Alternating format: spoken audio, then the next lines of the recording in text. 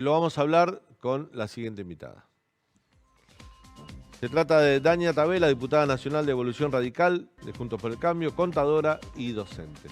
Dania, bienvenida. ¿Cómo estás? Hola, ¿cómo están? ¿Qué tal? Bueno, es grande el recorte en educación. Es un recorte importante en términos de monto, pero además porque paraliza la gestión de 3 políticas que se venían llevando adelante desde el Ministerio de Educación, como era la recuperación del Conectar Igualdad en términos de, sobre todo, de poder apoyar a los chicos de la escuela media, de la escuela secundaria, a recuperar contenidos, y después las inversiones en infraestructura. Ustedes saben que en la provincia de Buenos Aires... Jardines de infantes, sobre todo. Jardines de infantes, y además hay un monto de unos 5.000 millones de pesos en obras de infraestructura para todas las provincias. Ustedes saben, por ejemplo, que en provincia de Buenos Aires estuvimos casi 10 días con muchísimos establecimientos cerrados por falta de obras menores que habilitaran las conexiones de gas. Bueno, todo esto paraliza esos 3 programas. Realmente creo que es un golpe fuerte a la gestión del Ministerio de Educación. Pero sobre todo, digo, uno tiene que mirar el contexto. Venimos de la pandemia, donde la educación, el sistema educativo quedó muy afectado.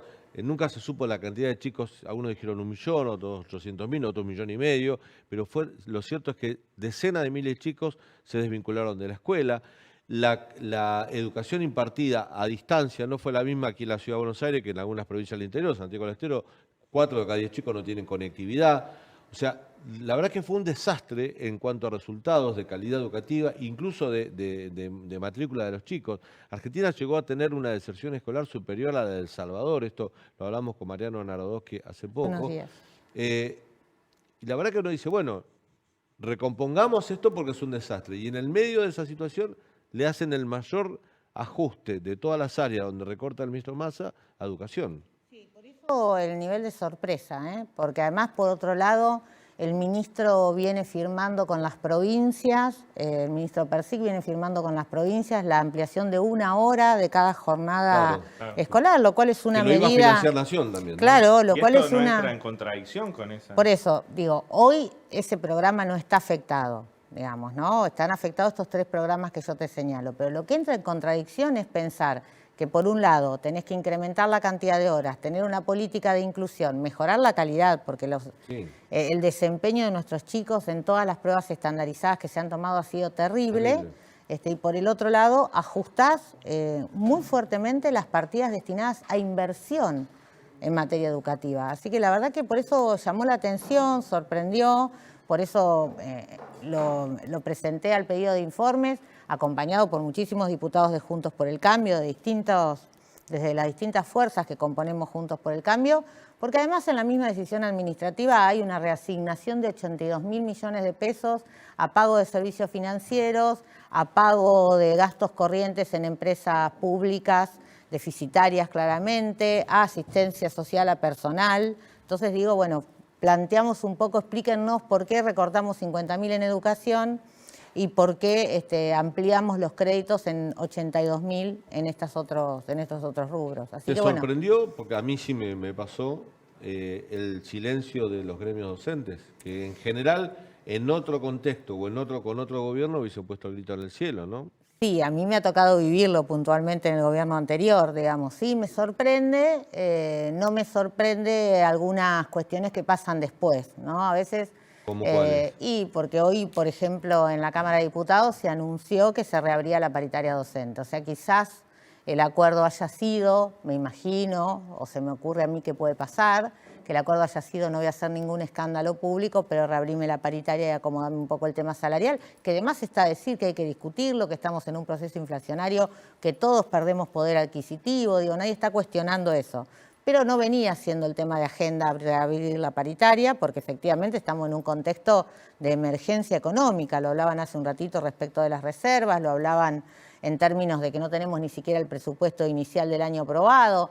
Y, sin embargo, mágicamente, hoy el Consejo Federal de Educación, junto con el Ministerio, decidió reabrir la paritaria docente. Bueno, ayer hubo un comunicado de CETERA donde decían que rechazaban enérgicamente el recorte presupuestario, pero cuando fueron abordados por nosotros, por los periodistas, si iba a haber algún tipo de medida de fuerza, dijeron que no. No, exactamente. Que no. Sin embargo, y esto hay que decirlo, hace 10 días, hicieron un paro nacional que tuvo poca repercusión por suerte, en solidaridad con un dirigente gremial que estaba acusado en un juicio penal por haber intentado prender fuego a la legislatura de Chubut. O sea, por esa situación hubiesen dejado a todos los chicos de la Argentina en la escuela pública sin clases, pero por un recorte de esta magnitud, ninguna protesta. Por eso digo que está muy desvirtuada la representación sindical respecto de los trabajadores docentes. Digo, yo esto lo he manifestado muchas veces cuando uno analiza la cuestión universitaria, que es de donde vengo yo.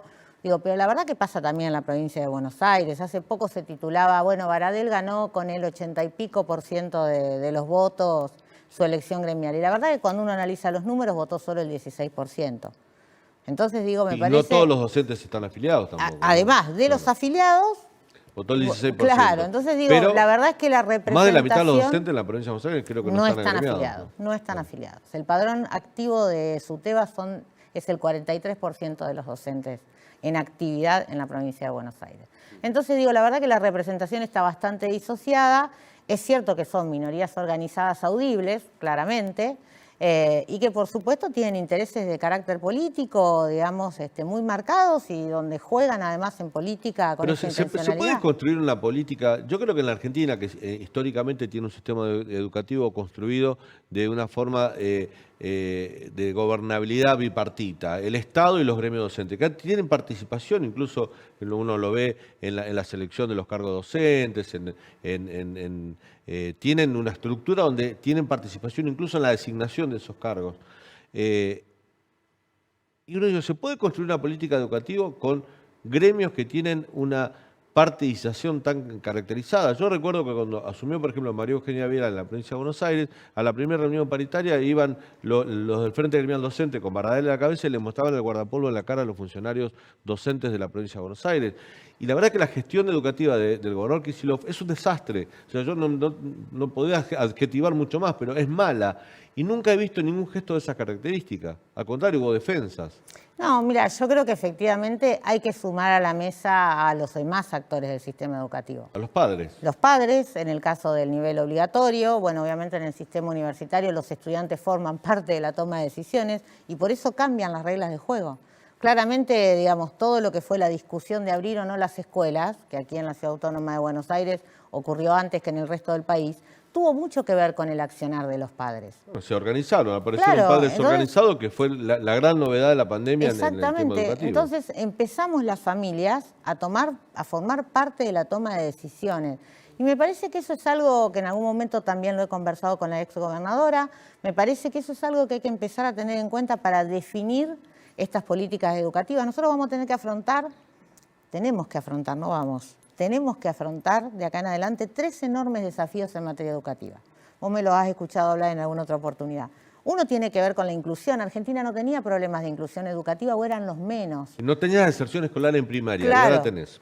Hoy tenés deserción escolar en primaria, tenés el 50% de los chicos que no terminan la secundaria, tenés una deserción enorme en la secundaria producto de la pandemia, 2 años de escuelas cerradas, tiene un impacto gigantesco porque hay muchos chicos que salieron al mercado laboral, hay muchos chicos que no van a volver en las mismas condiciones a la escuela. Tenés que afrontar un desafío de calidad porque te lo viene marcando sistemáticamente todas las pruebas estandarizadas que das y además te lo está marcando el medio productivo cuando te dice, mirá, el gerente de tal o cual empresa, intenté tomar trabajadores y no saben leer o no pueden comprender un texto o no hacen una operación matemática mínima. Lo vemos en el nivel de deserción en el primer año de la vida universitaria o de los estudios superiores. Y además vamos a tener que discutir algo que se está discutiendo en todo el mundo, que es la innovación del sistema educativo. El mundo entero está discutiendo que la escuela, sobre todo la secundaria, tal como está funcionando hoy, no funciona más. Entonces, en ese marco, que hay que asumir el enorme desafío que es discutir innovación áulica, innovación en los planes de estudio, innovación en el tipo de titulaciones. Las grandes transformaciones educativas en la escuela media en países europeos, hay modelos como el de Polonia, que fue copiado de alguna manera por España, el irlandés, lo que hicieron es focalizar los aprendizajes en menos rubros, sobre todo en la lectoescritura, etc. Eso es un problema en la Argentina porque tenés tan diversificada la enseñanza que tenés docentes sustantivos para cada área que si vos concentrás la educación en distintas materias, podés hacer peligrar la fuente de trabajo. Y esto es lo que te plantean los gremios. Claro, pero es una discusión, siempre los argentinos caemos en las dicotomías, ¿viste? Digamos, primero que esas competencias de las que vos hablás, lectoescritura, abstracción matemática, lógica, digamos, aquellas cuestiones que se denominan aprendizaje. Estoy hablando de modelos exitosos de recuperación. Eso, aprendizaje fundantes. Sí. Lo que vos no podés no saber cuando terminás un proceso de escolarización en cualquiera de los niveles, digamos, hay muchas formas de abordarlo. Lo que nosotros no podemos tener más es ese modelito de los 40 minutos de historia para saltar a los 40 minutos de música, pasar por 40 minutos de teatro y después 1 hora 20 de matemática. Entonces, hay muchas maneras de abordar el conocimiento, la interdisciplinariedad, la transdisciplinariedad, con base en esos aprendizajes fundantes. Y nadie se queda sin trabajo si vos trabajás en reconvertir a esos docentes, porque además hay algo que Argentina, exactamente, porque hay algo que Argentina no ha hecho, que tiene que ver con las políticas de acompañamiento, pero de acompañamiento real. Todos los estudios internacionales que hablan, por ejemplo, de graduación o de graduación universitaria, hablan de la necesidad de acompañamiento. Y el acompañamiento tiene que ver, por supuesto, con lo académico, tiene que ver con lo económico, pero también tiene que ver con el entramado social que genera una escuela o una institución educativa. Y esos docentes tienen un rol para cumplir. Fíjate que en las escuelas que dependen de la Universidad Nacional de Buenos Aires, Pellegrini... Bueno, sí, hubo otras experiencias en el interior que también tienen, en Córdoba, por ejemplo, hay profesores tutores o coordinadores de materias afines que hacen un seguimiento más personal del alumno. Y son experiencias positivas que han funcionado. Y que trabajan por proyectos. En la Ciudad de Buenos Aires también hay un programa creo que se llaman coordinadores de materias afines. Sí, y bueno, el cambio en el estatuto docente se planteó ahora en la Ciudad Autónoma de Buenos Aires incorpora esa figura del docente.